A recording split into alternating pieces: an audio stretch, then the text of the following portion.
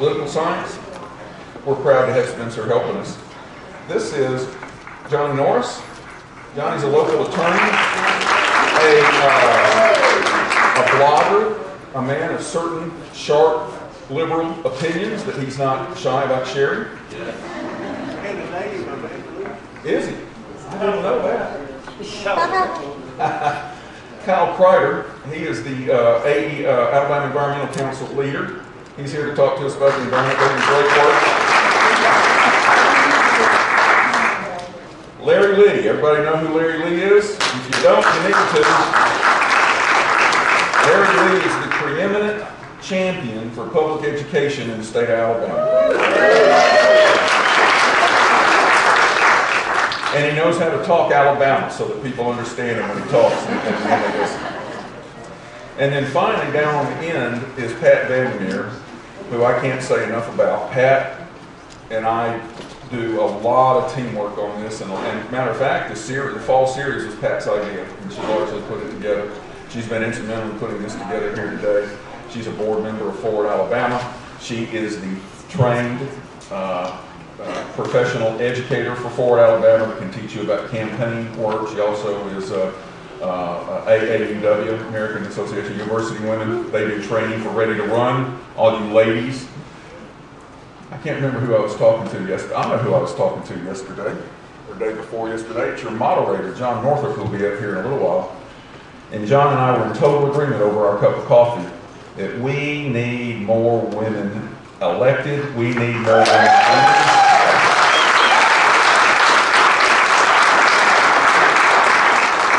We men have had it predominantly for too long, and we've made a fine mess of it in many, many ways. Seriously, I get shivers when I think about that. About women taking a role in many of these things. There are differences in the way we think.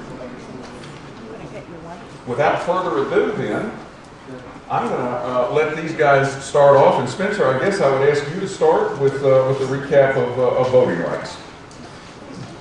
Hello, everybody. Thank you for being here. I'll be fairly brief. Unfortunately, there's not a lot of good news on voting rights in Alabama, as you may have guessed. Our esteemed Secretary of State seems to be a little unsure how much of a right to vote people actually have, which is a little discouraging. I highly recommend everybody who can get involved with the ACLU. We're playing a lot of defense.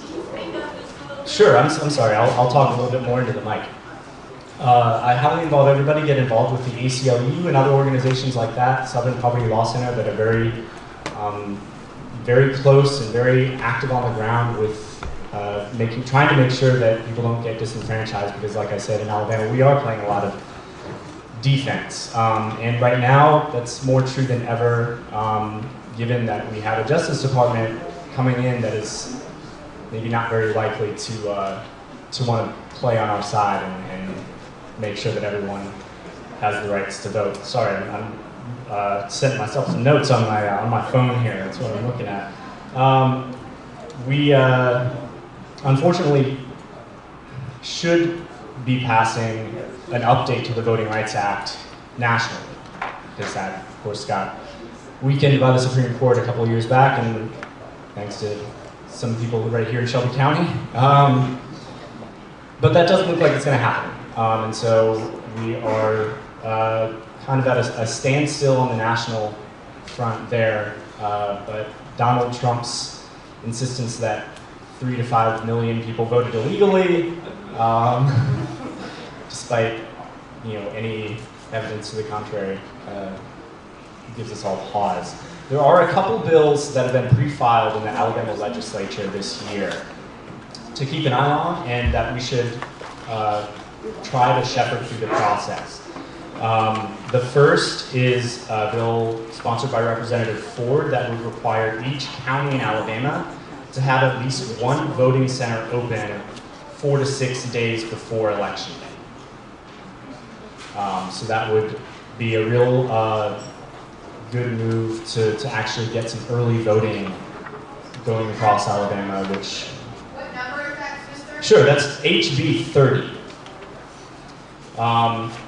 And then the second bill is SB 23, sponsored by Senator Sanders, which would require the Alabama law enforcement agency to keep a driver's license office open at least one day a week in every county. And of course, that's a response to the fiasco a couple of years ago when Robert Bentley tried to close all of these driver's license offices that just so happened to be in largely majority black, majority poor areas.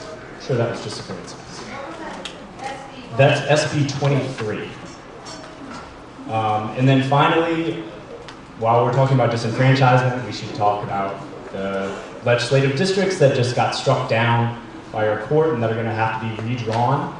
There are 12 districts, I believe, 3 Senate districts and 9 House districts, that's state Senate and state House districts that were deemed to be unconstitutional, basically because they packed too many Democratic votes, too many black votes into one district, and thus diluting the black vote among every other district in the state. And so not only those 12 districts are affected, but some other districts that are in those same areas will have to have their borders redrawn as well. So we're going to keep an eye on that to make sure that we push and push and push and do everything that we can.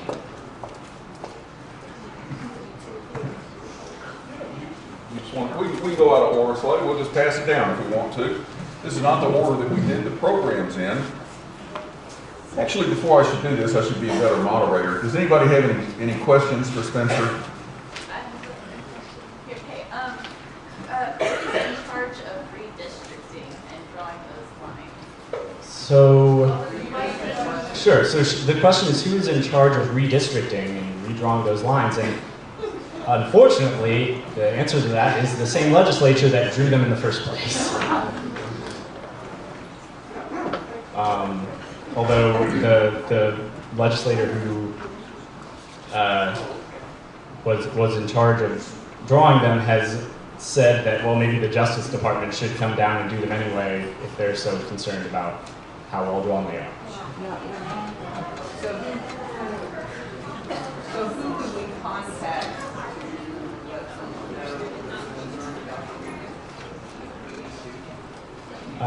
I would contact your, who would you contact to, note your concerns about redistricting, and it's to tell that you want to make sure that redistricting is done fairly. I would say your state senator and state representative.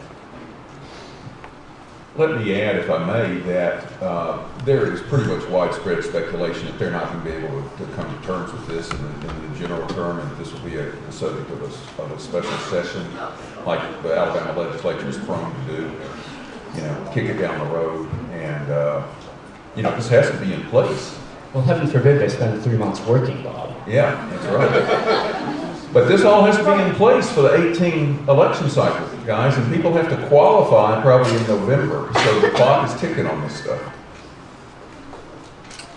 Any other questions for Spencer? Back?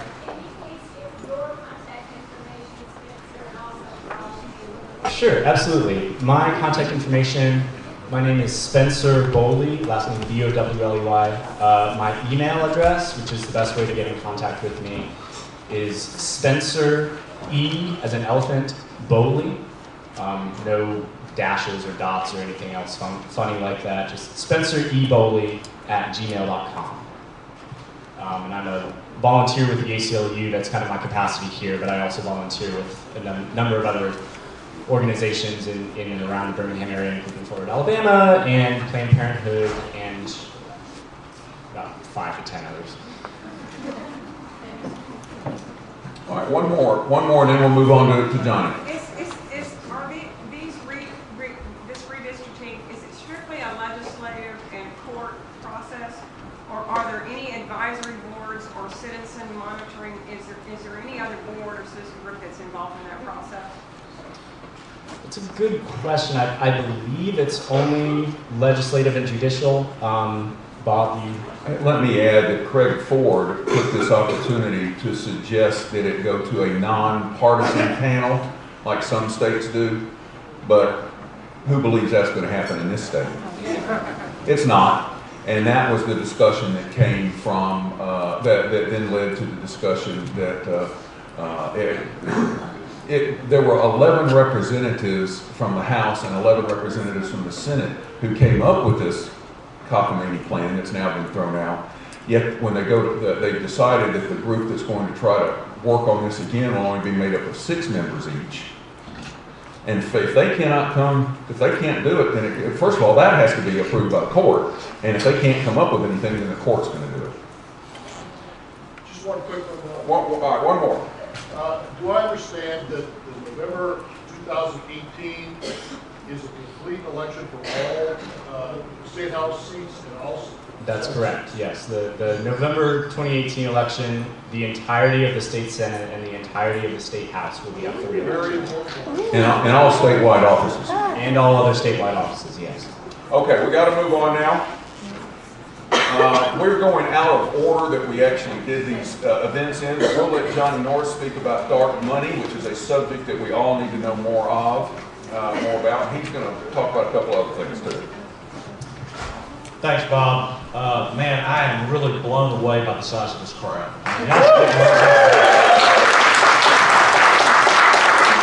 It's kind of like when I went to the park, Kelly Ingram Park on Saturday to attend the women's march there. And my expectation was that the crowd at the park was going to be about the size of the crowd that's in this room right now. And it just was like gobsmacked. This election of a dangerous egomaniac has driven a movement that we are a part of sitting in here right now.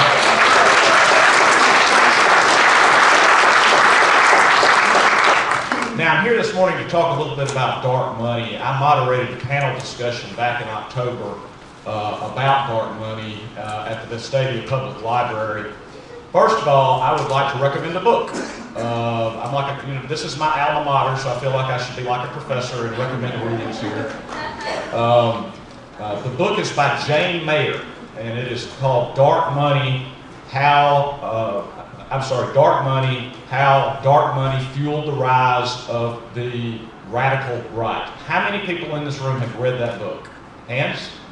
Hardly any. That's what I always get. I highly recommend that you get that book because it will show you in disheartening terms how it is that the secret flow of money in this country has caused our entire country to go to the right, go towards the Tea Party right, not the traditional Ronald Reagan conservatism that we opposed then, but that was just ideology, and paved the way for the rise of a populist dictator like Donald Trump.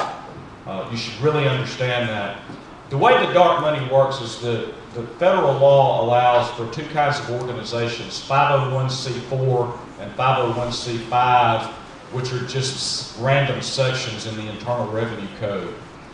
What is important about the rules that are set forth in those statutory provisions is that those outfits, since Citizens United, can give direct contributions to PACs and super PACs, as well as individual candidates, and they do not have to tell anyone where that money came from. So, some nice sounding organization like the Alabama Policy Institute, which just sounds like a nice, innocuous sounding sort of outfit, right? It can give unlimited funds to whoever it wants to fund things like, candidacies, issue advertising, think tanks that churn out BS papers about, whatever right-wing libertarian ideas there are in the world, and you cannot find where the money came from. It's impossible. So when you have a candidate who is elected by contributions like that, you don't know who that candidate is beholden to. Kind of like we don't know who Donald Trump is beholden to because he won't disclose his tax returns. But it's the same thing, and it happens throughout everywhere. Now, in Alabama, what we talked about back in the fall, we talked a little bit about the Alabama Policy Institute and how one of its alumni is now an editorial writer at AMG's AL.com, which AMG should be ashamed of. We talked about how dark money organizations funded the 2010 storming the State House, where now convicted felon Mike Hubbard cemented Republican supermajority control over the state legislature. We talked about, and those funds connection with Auburn University. We talked about Rebecca Mason, who I think everybody has heard, while she was the governor's paramour / advisor, was being paid by a dark money organization instead of the state of Alabama. We don't know, and probably will never know, who she was being paid by actually. Recently, and this was happening right before our seminar back in October, we talked about the University of Alabama, which has created, or I'm sorry, is funding a PAC called the Alabama Association for Higher Education. Doesn't that sound nice? The Alabama Association for Higher Education. Now what that does is it allows Alabama, the university, which is a 501c3 organization, for which contributions to the university are tax exempt, and as a result, it is forbidden to give money to political causes. But it can provide a bunch of money to the Alabama Association for Higher Education, and then that organization can give money to candidates and issue ads and everything else. So that's kind of what we recapped. We looked at how the dark money has secretly influenced voting, advertising, millions and millions of dollars in Alabama. And so looking ahead, we look at some of the bills that have been pre-filed. Now I personally, when I'm looking at what's going on in the legislature, I rely almost exclusively on the work of Joanne Cummings. Joanne, yes, please. If you don't know who Joanne is a tireless activist who provides all of us with detailed information that she sits and gleans from all of these boring records. The kind of work that she does is boring and thankless. And so right now I'm going to say thank you, Joanne. Tell them her Facebook page. Tell her her Facebook page. Yes. What is it? Wake Up Alabama. Wake Up Alabama on Facebook. Please check that out if you would not. There's a lot of things that are of interest that have been filed, pre-filed in the legislature. There are, of course, the usual abortion bills. There is the gender bathroom bill that is trying to make us look like North Carolina, which, you know, there for a minute, and I had actually written an article for my website where I wrote it, and I never published it, saying that North Carolina is now worse than Alabama. And then I thought, you know, I better not say that, because as soon as I do, the legislature's going to do this. And so that was true. What's your website? Huh? What is your website? It's called bluesoutherner.com. A blue southerner, blue views from a very red state. Now there's a couple of bills that I think are specifically relevant to the dark money issue or the phenomenon. One is Senator Dial's bill, SB 21. It says that it proposes that no over-the-counter eyeglasses over 3.5 times should be available only by prescription. You can see I use over-the-counter eyeglasses myself because I'm getting old and I have old man eyes. All that is funded by, has to be funded by the optometrists. It has to be, somehow. That legislation is being funded by the association, the Optometrists Association, because they don't want people to be able to walk into Walgreens and get strong glasses. They want people to have to go to the optometrist or the ophthalmologist to get a prescription. That's dark money for you. Senator Brubaker has proposed Senate Bill 11, which establishes which would abolish the Judicial Inquiry Commission and the Court of the Judiciary. These are the two organizations that just removed Roy Moore from office. Joanne characterizes this as the Save Roy Moore's Butt bill. And that is Senate Bill 11, sponsored by Brubaker. That bill, the entire judicial election process in Alabama is awash in dark money and dark money organizations, and specifically Roy Moore and his, I can't remember the name of it, whatever it is, God We Trust organization. Foundation for It's a Moral dark money Law. organization that I am sure is funneling money towards the legislators who are going to vote on this. Johnny Mike says it's the Foundation for Moral Law, I think. Foundation for That sounds Moral Law. right. That sounds right. Foundation what? Moral. Moral Law, Foundation for Moral Law. Because we know Roy has the corner on moral.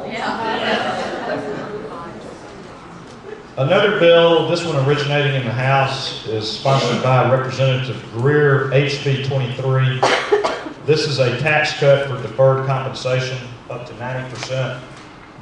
This is an income tax bill. The way it works is Alabama has basically a 5% income tax across the board.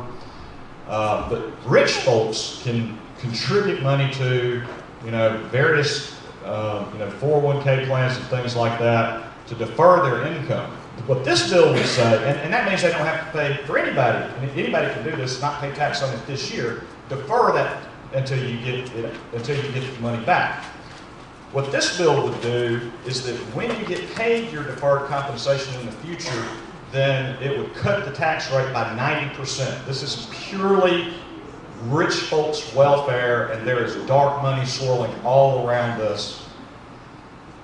And finally, the lottery bills. There are a variety of lottery bills floating out there. Bills having to do with the lottery, bills having to do with the Porch Creek Indian gaming casinos, and all of that. There is money flowing around all over the state. And as John Archibald and Kyle Whitmire, who were at our fall meeting, said, the job, if you're a political reporter, is to follow the money. And in Alabama, with regard to these bills right here, I promise you, you won't be able to follow the money because it's secret. Thank you.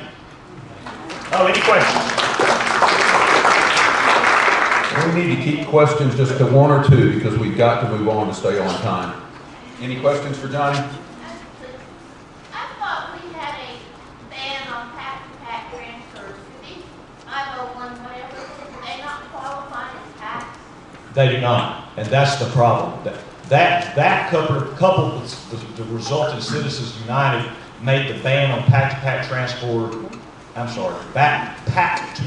transfers essentially obsolete. It really has no effect. One more question? Yes, in the front. Yeah, I have a question about the Crew lawsuit on Trump about the Emoluments Act. I'm wondering, what thoughts are about that, because I mean, it's incredible, the breadth and depth of the money he has spread around the globe and the influence that's had. Yeah, well, there's a couple of the question has to do with Trump's conflicts of interest in the Emoluments Clause, and it's way beyond the scope of what I am up here to talk about. I do have some knowledge about that. In 15 seconds, I will tell you that there is no law having to do with conflicts of interest that relate to the president. The Emoluments Clause relates solely to monies that the president may receive from a foreign government. And it may be that many of his entanglements violate that clause. There's never been a president who's been held liable for that. I don't know whether a court would say that's an impeachable offense or what. I think we're all just going to have to watch that particular travesty play out over the next 2 or 3 years. And now I'd like to introduce Kyle.crider, who is working hard to save the Alabama environment.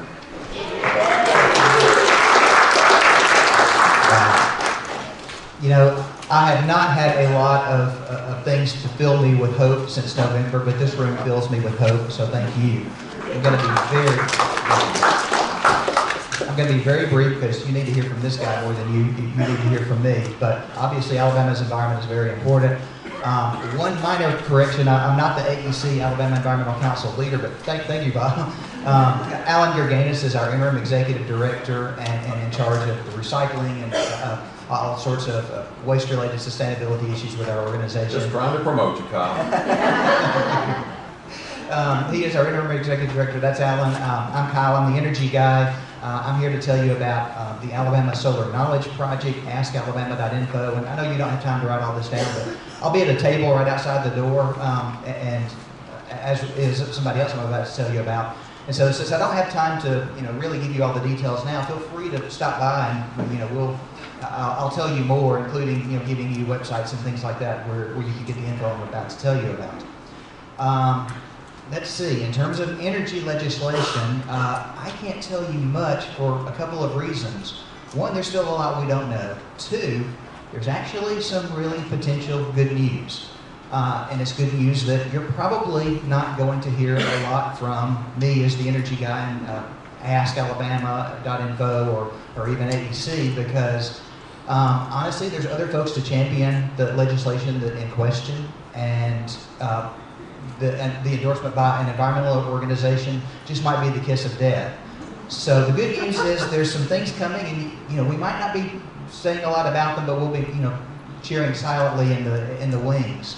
I can tell you more about that behind the scenes, but potential good news in the energy department, and follow our website askalabama.info for more news there. Water, another big issue, and Martha Hunter, would you mind raising your hand, because this is the woman who is with Alabama Rivers Alliance. Stand up, Martha, so everybody can see you. Martha, a guy named Mitch Reed, Cindy, a lot of you know Cindy. Alabama Rivers Alliance can tell you all sorts of things going on with water legislation. I'm just going to mention one. There is this plan, a water resource plan for Alabama that has been in development for years. The acronym is AWAG. It's actually AWAWG, but don't write that down. Just talk to Martha. We need to urge the governor to release that report. It'll be very important. She can tell you more about that. For kinds of general conservation legislation, follow Conservation Alabama. We can give you more info on them. And since I'm going to be really brief, let me mention one more organization. There's so many folks out there. Southern Environmental Law Center. I could go on and on, but I'd leave a ton out even if I took the rest of our time. But I want to mention one organization that you may not have heard of, and this actually kind of goes back to the C4 thing that my colleague here was talking about. There's an organization called Citizens Climate Lobby, CCL. And they are a C4, as you might imagine with lobby in the title. They're not a C3, charitable, non-lobbying organization. They are doing amazing work, and I'll be happy to tell you more about them, but their goal is a price on carbon, and amazingly, they are getting bipartisan support because they're being very smart about this. They're calling it a fee and dividend. It's not a carbon tax, which obviously a lot of conservatives would oppose for nothing else than it's got tax in the title. This is fee and dividend. It puts a price on carbon, does all the wonderful things to promote renewable energy and lessen carbon emissions that we want, but the fee goes back to the people most impacted, which is a big social justice issue. These folks are doing it right. They're crossing the aisle, and I'd love to tell you more about that because things are happening right here in Alabama, and as we know, it's going to be at the state and local, here in Alabama, the local area where we see things like this move forward. Thank you.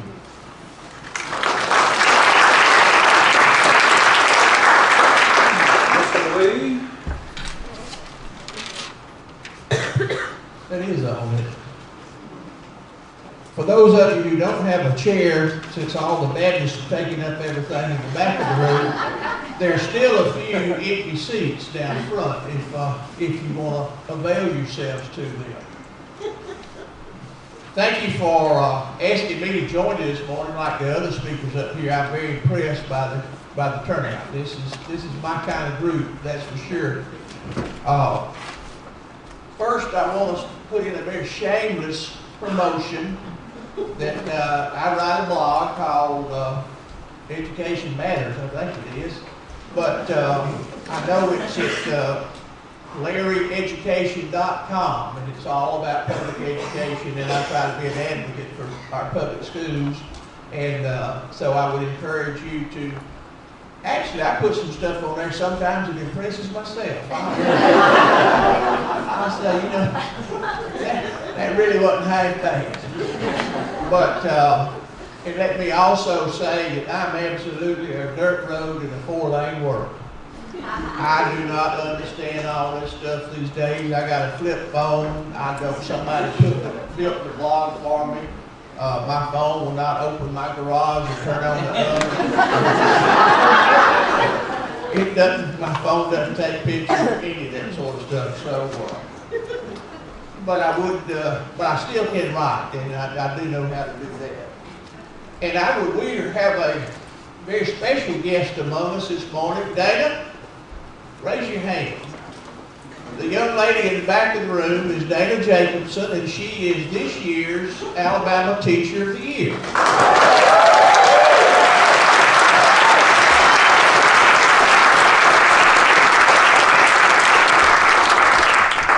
She's a high school teacher here in Jefferson County, and she is on a sabbatical, I guess you might say, for this year. She promotes public education across the state, and she will be going to a lot of national meetings and that sort of thing. So there's an awful lot of good teachers, but someone said that Dana was the very best one we have in the state. So we're proud to have her here with us this morning.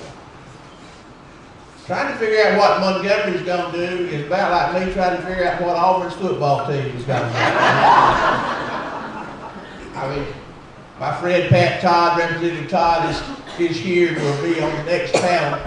And she may have a little more knowledge, a little better guesstimation of what may happen than I do, but probably not a hell of a lot. But I was trying to predict what this group of folks may do is that's an exercise in futility. The good news is that the amount of money that will be in the Education Trust Fund this year will be increased by about $90 million.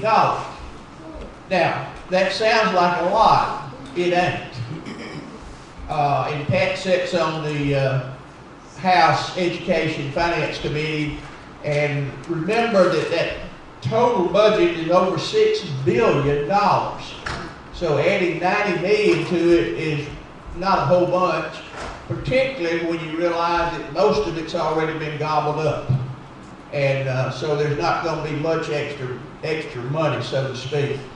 And that is about, see, several years ago, we did something real smart in Alabama. We passed a law called the Rolling Reserve Act, which the Republicans say that means we're never in proration.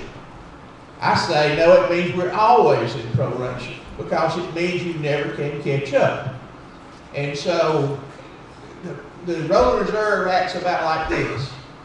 I come into my wife, if I had one, I don't have one. I came into her and I got a $1,000 check, and she says, gosh, you know, the air conditioner just tore up and the repairman said it's going to take $1,000 to fix it. I said, well, we're going to be hot for a while because we can't spend 900 of these dollars. Because the Rolling Reserve said you got to put $100 aside. Well, that's why, you know, go talk to a rural superintendent and ask them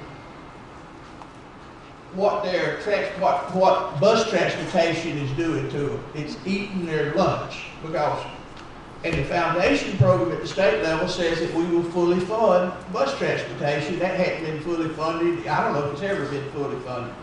But, so don't get excited. I'm glad we got some more money, but let's not get real excited about it. One of the bills that it's been pre-filed, and it's kind of amazing to me, is, and Senator Dial was mentioned earlier, but Senator Dial has pre-filed Senate Bill 6. And this simply says that the state superintendent of education should be as qualified as a local superintendent of education. which ain't the case. Now, let me tell you a couple things that Gerald's bill says. It says, in order to be the state superintendent, you should hold an Alabama certificate in administration and supervision based upon requirements established by the State Board of Education for the certificate. We don't have that now. Nope. It says that this person should have not less than 5 years of experience in public school work at the time he or she assumes office. We don't have that. And it also says that this person should submit proof to the board of at least 3 years of successful education experience as a teacher, principal, supervisor, superintendent, etc. See, in our infinite wisdom, our state school board last summer, and I could talk all day about this mess, we selected someone who's an attorney in Boston, Massachusetts, who has never been a teacher, who's never been a principal, who's never been a superintendent, has no administrative experience, has no budgetary expense, And we said, come on down to Alabama because you can relate real well to us. Probably about as much as I should say about it. We do know that the Speaker of the Senate Pro Tem, Senator Del Marsh from Aniston, has talked about developing a comprehensive state plan for education. Now we need that like a Billy Goat needs a songbook. Hell, we got one. We got Plan 2020 that Tommy Bice put into effect, and we haven't let it take effect. I mean, things don't, you can't change things every damn blame week and expect something to happen. And so, bless the politician's heart, they're always looking for instant gratification. And in education, there ain't no silver bullets. So anyhow, so Dale may come along and say we need a comprehensive plan. And I think we should say, look, what's wrong with the one we already have? And how many dead blame comprehensive plans have we done in this state? Larry, if I may interrupt, let me ask you to give us about 2 more minutes so we can try to keep on track, and I'm sorry to do that to you. Okay. I'm sorry. Representative Terry Collins, who's a colleague of Pat Todd's from Decatur, has said that she would like to perhaps pass some legislation that establishes goals and objectives for education. There again, we need that like a Billy Goat needs a songbook. She evidently didn't get the word that No Child Left Behind is what that was all about, and it wasn't worth a damn. So why do we want to try it down about? When you set goals, this is not to say we shouldn't have things we're trying to achieve, but when you numerically set a goal, then you focus all your attention on reaching that goal. Because you're going to get measured by it.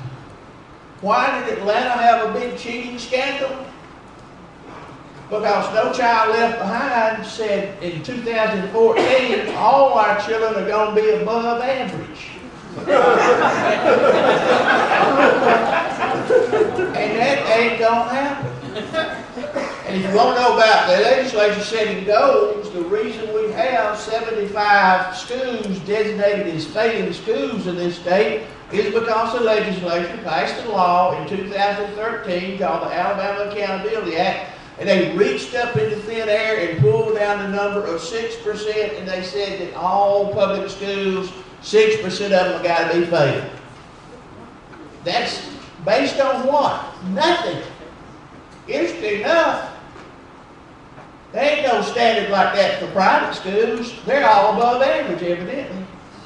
So, why do we use that double standard? Finally thing I will say is, I think some of the most interesting developments that may happen as far as education is concerned in the coming year, this year, will be the fact that there are presently 2 lawsuits pending dealing with the selection process that we went through with the State Superintendent of Education last year. It was faulty. The legislature has had Senator Dial and Senator Ross have been having legislative committee hearings about some of the chicanery that went on.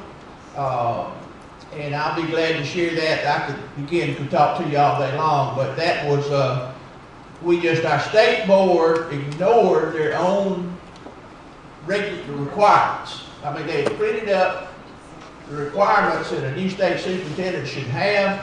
They ignored those. And furthermore, they turned around and hired a guy who had sent us a letter saying he didn't want the job. Now, I'm not making this stuff up. He withdrew. He said in writing, he said, due to some personal family issues, I'm withdrawing. And then we called him and begged him, please don't withdraw, and we hired him. End of my sermon. Larry will be on the next panel and will be here for lunch, so let's save any questions for him in that regard, and we'll move straight to Pat. Okay, thank you again for everybody showing up. This is a great crowd. The last of our series was on prison reform, and what I want to talk to you just is to kind of give you a little update on what we might be able to expect in the upcoming session. The first issue and the main issue that we're going to be looking at and we need to stay on top of is not really prison reform, but prison building. This is one of Governor Bentley's top priorities. He wants to build new prisons. Please let him go. Okay, I'm sorry. He wants to reduce the number of prisons, which are currently about 15, to 4. 1 women's, 3 men's, and a couple of current prisons might remain open, but that's unclear. This was, I think, if you remember, it was introduced last year and got shelved because they really didn't have a plan. They wanted $800 million to build the prisons, but in their proposal, they did not have a pro forma, no economic impact studies, and no plans to where they were going to build these prisons. This was sort of, give us the money and pray for faith. Unfortunately, it went nowhere, but again, it is a high, high priority.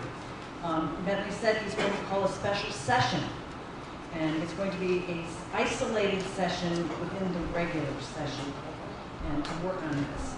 The cost, again, that's being floated is $800 million. Looking at this, servicing the debt would be around $50 million a year, bringing the cost to about $1.5 billion. Bentley says this will be covered by consolidation and closing prisons, but we've seen nothing to justify this at all. So we need to really, really stay on top of this. Overcrowding is a huge issue in our prisons. But many people are questioning whether building these new super huge prisons are the answers. So, and also, as Johnny talked about money, there's a lot of money in this, and we need to be constantly following the money. Another bill that has been pre-filed is SB 12 by Senator Pittman. This one would allow execution by firing squad. Now, I know, wondered where that one was coming from. The only thing I can think of is it's a reaction to the ineffectiveness of drugs being used, but who knows? So, Pat, if I may add, Pittman is also the fellow who, when pressed about Medicaid cutbacks, his comment was, well, we all got to die sometime. Another pre-bill, which is SB 16 by Senator Brubaker. And this one would prohibit a judge from overriding a jury verdict in capital cases from life to death. Now, this is very important, and this is a bill that we really need to support. Number again? That one is SB 16. I contacted Senator Ward, who's been a prison reform advocate in the past, and he told me that while there's no bill that hasn't been filed as yet, one will be filed dealing with inmates who are bedridden and can be moved to nursing homes covered by Medicaid. And another pre-bill that, again, hasn't been filed yet would allow counties to utilize Medicaid for outpatient treatment for inmates as long as it covers the state match. The problem with both of these is the state match could be going away. If Congress moves to block grants, then the total Medicaid dollars will be capped by the feds. If they go to the block grants, there'll be no extra money for counties to do anything. So it's a good idea, but who knows what's going to happen in Washington when it comes to Medicaid. Just a side note from Senator Ward. I think if you remember in 2015, there was a lot of prison reform bills that came through and 2 sentencing reform bills. And he said that Alabama has seen its prison population decreased from 27,300 to 22,000. So that's some good news. And while this isn't legislation, but it's something we really need to keep in mind in prisons, is mental health. Recently, a federal judge entered an order requiring the Alabama Department of Corrections to immediately take actions to protect suicidal prisoners. This was sparked by the Southern Poverty Law Center after a client died by suicide in a prison cell days after testifying in court about the state's long-term mental health plans. This is not a long-term plan, but the order requires the department's mental health program to hire new, more qualified staff, implement a constant watch system for inmates on suicide watch, and ensure that each inmate is examined at least 3 times after a stint on suicide watch. The ADOC will report the number of people on suicide watch to the court and the plaintiffs, including the Southern Poverty Law Center.